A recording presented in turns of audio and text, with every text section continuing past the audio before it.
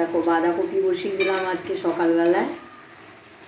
এই তোমার হচ্ছে নিরামিষ তো বাঁধাকপি, আর এদিকটায় হচ্ছে মোচার তরকারি করলাম নিরামিষ করে। শনিবার বলে নয়, মানে মাছ তো পরে আনবে বিড়ালগুলোর জন্য, কিন্তু আমি আজকে নিরামিষ করেই করলাম। এইটা ঘি গরম মশলা দিয়ে দেবো পরে মোচার তরকারিটা করেই ফেললাম আর কি। আর এখানে পটল ভেজেছি কটা, ব্যাস আর কি করি দেখি, হয়ে যাক তরকারিটা। আমার রান্নাটা হয়ে গেল। দেখো বাঁধাকপির তরকারি, মোচার ঘন্ট, আর এখানে পটল ভাজা দিয়ে এবার আমি চানের জল বসিয়েছি একটু।